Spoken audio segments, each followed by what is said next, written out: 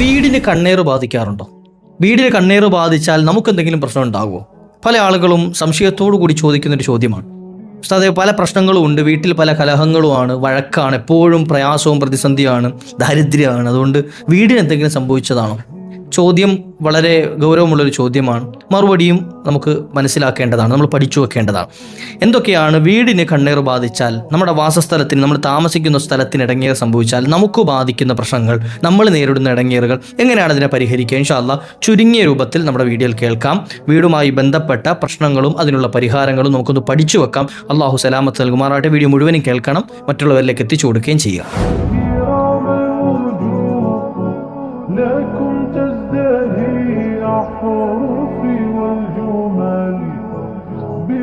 അസ്സലാമു അലൈക്കും വറഹ്മത്തുള്ളാഹി വബറകാതുഹു. ബിസ്മില്ലാഹി വൽഹംദുലില്ലാഹ്. എല്ലാവർക്കും റാഹത്തല്ലേ, സന്തോഷമാണെന്ന് വിശ്വസിക്കുന്നു. അല്ലാഹു അങ്ങനെ ആക്കി തരട്ടെ. പല ആളുകളും ചോദിച്ചൊരു ചോദ്യമാണ്, ഉസ്താദേ, വീടുമായി ബന്ധപ്പെട്ട് വീടിന് പല പ്രശ്നങ്ങളും ഉണ്ടാകാറുണ്ട് എന്ന് കേൾക്കുന്നുണ്ട്. വീട്ടിൽ പല പ്രശ്നങ്ങളും ബുദ്ധിമുട്ടുകളും ദുരിതങ്ങളും ഒക്കെ വരുന്നത് വീടിന് എന്തെങ്കിലും ബാധിച്ചതിൻ്റെ പേരിലാണോ? വീടിന് എന്തെങ്കിലും കണ്ണേറോ അങ്ങനത്തെ സിഹറുകളോ എന്തെങ്കിലും ബാധിച്ചു കഴിഞ്ഞാൽ, എന്തെങ്കിലുമൊക്കെ ബുദ്ധിമുട്ടുകൾ ഇങ്ങനെ ബാധിച്ചു കഴിഞ്ഞാൽ അത് അവിടെ താമസിക്കുന്ന ആളുകൾക്ക് വല്ല പ്രശ്നമുണ്ടോ? താമസിക്കുന്നവർക്ക് അതുമായി ബന്ധപ്പെട്ട എന്തെങ്കിലും പ്രശ്നങ്ങൾ, പ്രയാസങ്ങൾ നേരിടുമോ? ഇൻഷാ അല്ലാഹ് ചുരുങ്ങിയ രൂപത്തിൽ ഞാനൊന്ന് പറഞ്ഞു തരട്ടെ. വീടിന് കണ്ണേറ് പോലത്തത് ബാധിച്ചു കഴിഞ്ഞാൽ, അല്ലെങ്കിൽ സിഹറ് പോലത്തത് ബാധിച്ചു കഴിഞ്ഞാൽ എന്താണ് നമുക്കതിൽ കാണാൻ പറ്റുന്ന, നമുക്ക് മനസ്സിലാക്കാൻ പറ്റുന്ന ചില അടയാളങ്ങൾ? അപ്പോൾ ആദ്യം തന്നെ പറഞ്ഞു തരികയാണ്. അപ്പോൾ ഇങ്ങനെ എന്തെങ്കിലുമൊക്കെ പ്രശ്നങ്ങളുണ്ട്, ചില വീടുകളിലുണ്ട് എന്ന് കരുതിയിട്ട് അതെല്ലാം കണ്ണേറ് ബാധിച്ചതാണോ എന്നോ, അല്ലെങ്കിൽ അതെല്ലാം ആരെങ്കിലും സിഹർ ചെയ്താണെന്നോ തെറ്റിദ്ധരിച്ചു പോകാൻ പാടില്ല. അഥവാ അങ്ങനെ ബാധിച്ചിട്ടുണ്ട് എങ്കിൽ അത് മനസ്സിലാക്കാനുള്ള ചില അടയാളങ്ങൾ മാത്രമാണ്, ഇല്ലേ? ചിലപ്പോൾ നമുക്ക് എന്തെങ്കിലുമൊക്കെ രോഗം വരുന്ന സമയത്ത് ചിലപ്പോൾ ശരീരം പനിക്കും. എല്ലാ രോഗത്തിനും അല്ല, ചില രോഗങ്ങൾ വരുമ്പോൾ, ശരീരത്തിന് എന്തെങ്കിലും അവയവങ്ങൾക്ക് പ്രശ്നം വരുമ്പോൾ ശരീരം മൊത്തത്തിലൊന്ന് ചൂടാവും, ഒന്ന് പനിക്കും. അത് ചിലപ്പോൾ ആന്തരികമായ എന്തെങ്കിലും പ്രശ്നം ഉണ്ടായതിൻ്റെ പേരിലും പനിക്കാം. അല്ലാതെ എന്ത് ചെയ്യും, ചിലപ്പോൾ വെള്ളത്തിൽ കളിച്ചതിൻ്റെ പേരിൽ, എന്തെങ്കിലും മറ്റെന്തെങ്കിലും പൊടി അലർജി ആയതിൻ്റെ പേരിലൊക്കെ ചിലപ്പോൾ എന്ത് ചെയ്യും, ശരീരം ഒന്ന് ചൂടാകുകയും പനിക്കുകയൊക്കെ ചെയ്യും. അതെന്ത് ചെയ്യാം, പനി വന്നു എന്ന് കരുതിയിട്ട് ശരീരത്തിനുള്ളിൽ എന്തെങ്കിലും ഡാമേജ് ഉണ്ട് എന്നല്ല അതിൻ്റെ അർത്ഥം.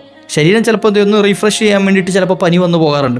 ഇത്തരത്തിൽ ഈ അടയാളം കണ്ടു എന്ന് കരുതിയിട്ട് അതെല്ലാം സിഹറാണ്, കണ്ണേറാണ് എന്ന് തെറ്റിദ്ധരിച്ചു പോകരുത്. അതുകൊണ്ട് ആദ്യം തുടക്കത്തിൽ അത് പറഞ്ഞു തന്നത്.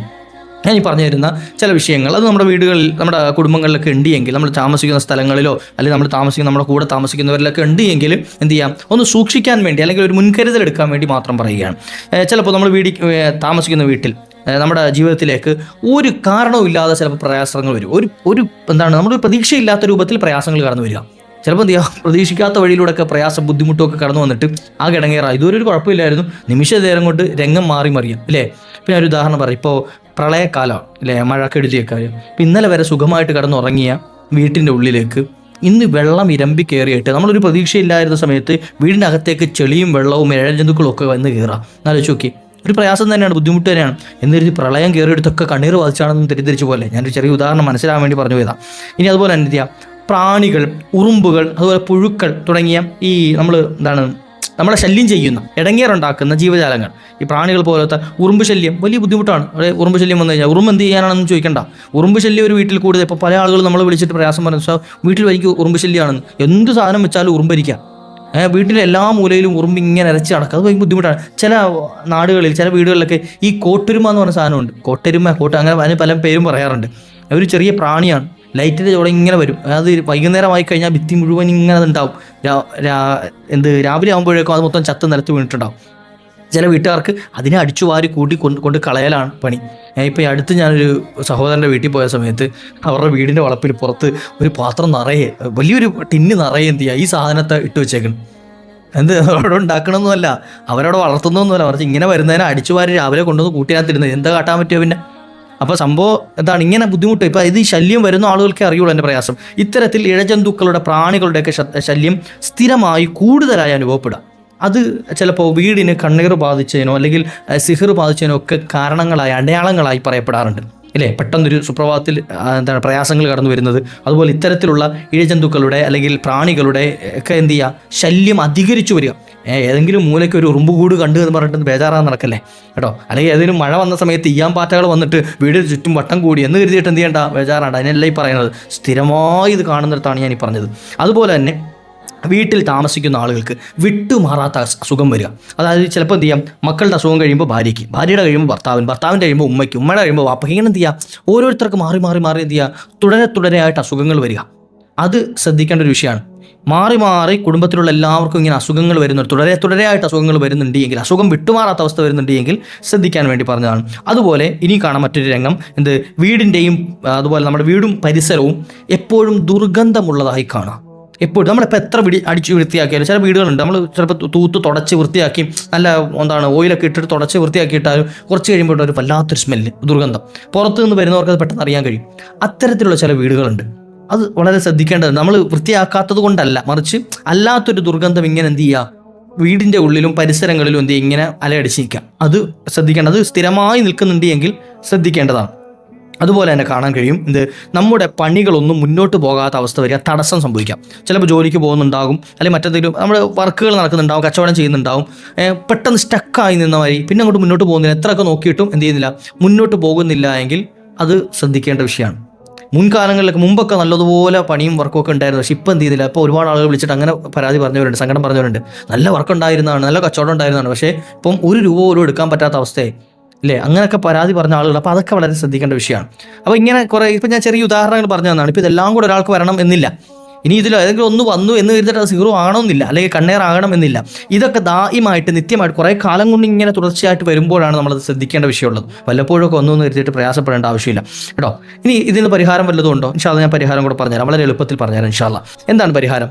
എല്ലാ വക്കത്ത് നിസ്കാരം, നമ്മൾ നിസ്കരിക്കുന്നവരാണ്, ഇൻഷാല്ലാ നിസ്കരിക്കണം, നിസ്കാരം നിലനിർത്തണം. അവർക്ക് വേണ്ടിയിട്ടാണ് ഈ പറയുന്നത്. നിസ്കാരം വല്ലപ്പോഴും തോന്നുമസല്ലികളായ ആളുകൾ കേട്ടിട്ടും വലിയ കാര്യമൊന്നുമില്ല.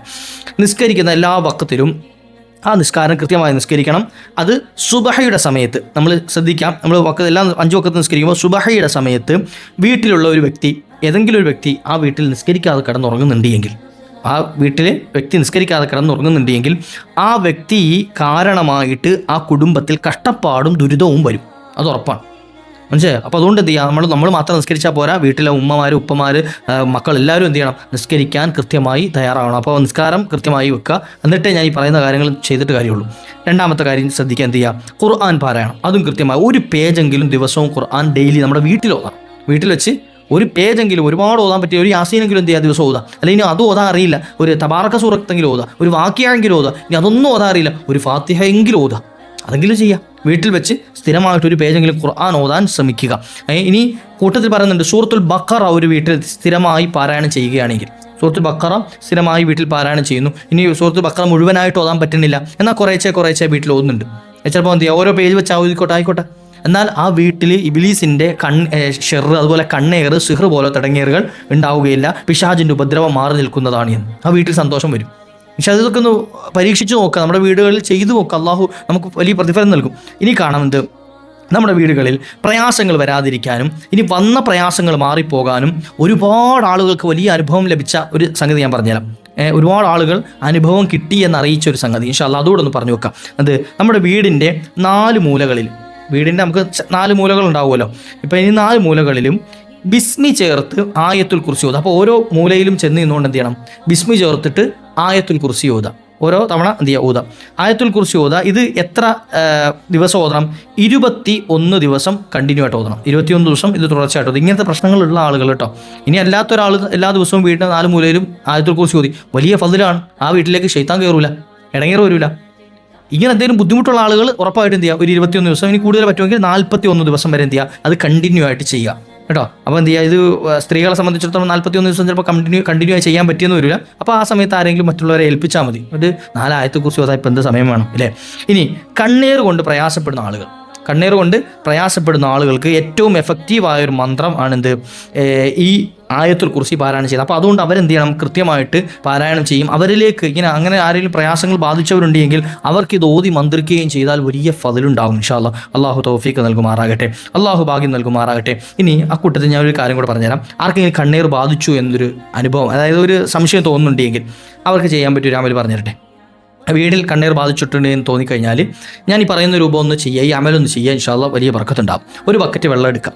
ആ ബക്കറ്റ് വെള്ളത്തിലേക്ക്, ഒരു പാത്രം വെള്ളം എടുത്താലും മതി, ബക്കറ്റ് പൊക്കിക്കൊണ്ട് വരാൻ ബുദ്ധിമുട്ടുണ്ടെങ്കിൽ, അതിലേക്ക് 7 തവണ സൂറത്തുൽ ഫാത്തിഹ, 7 തവണ ആയത്തുൽ കുർസി, 7 തവണ ഖുൽ ഹുവല്ലാഹു അഹദ് സൂറത്ത്, 7 തവണ ഖുൽ അഊദു ബിറബ്ബിൽ ഫലഖ് സൂറത്ത്, 7 തവണ ഖുൽ അഊദു ബിറബ്ബിൻ നാസ്. എന്നിട്ട് ഏതെങ്കിലും ഒരു സ്വലാത്ത് 7 തവണയോ അല്ലെങ്കിൽ 11 തവണയോ ചൊല്ലി അതിലേക്ക് ഇഷ്ഫി എന്ന് മന്ത്രിക്കാം.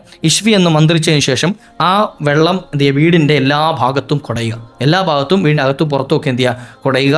വലിയ ഫضലുണ്ടാവും ഇൻഷാ അല്ലാഹ്. ആ വീട്ടിലുള്ള പ്രയാസങ്ങൾ നീങ്ങിപ്പോകുന്നത് കാരണമായി തീരും. പക്ഷേ അത് ചുരുങ്ങിയ രൂപത്തിൽ ഞാനൊരു പരിഹാരം പറഞ്ഞു തന്നാണ്. അള്ളാഹു തൗഫീഖ് നൽകട്ടെ. നമ്മുടെ വീടും പരിസരമൊക്കെ അള്ളാഹു റാഹത്തുള്ളതാക്കി തരുമാറാകട്ടെ. എന്തെങ്കിലുമൊക്കെ പ്രയാസങ്ങൾ ബുദ്ധിമുട്ട് അനുഭവിക്കുന്നവരുണ്ടെങ്കിൽ നമ്മുടെ കൂട്ടത്തിലുണ്ടെങ്കിൽ അവർക്കൊക്കെ ഒന്ന് എത്തിച്ചു കൊടുക്കുക. നമ്മുടെ ചാനൽ ഒന്ന് സബ്സ്ക്രൈബ് ചെയ്ത് വെക്കുക ഇൻഷാ അല്ലാഹ്. അതുപോലെ തന്നെ ഖുർആൻ പഠിക്കാൻ ആഗ്രഹമുള്ള ആളുകൾക്ക് നമ്മുടെ ഫൈസാനി തിലാവ മസായിലിൻ്റെ ചാനലുണ്ട്. അതും സബ്സ്ക്രൈബ് ചെയ്യുകയും നിങ്ങളുടെ അഭിപ്രായങ്ങളൊക്കെ അറിയിക്കുകയും ചെയ്യുക. വ ആഖിറു ദഅ്വാന അനിൽ ഹംദുലില്ലാഹ്. അസ്സലാമു അലൈക്കും വറഹ്മത്തുള്ളാഹി.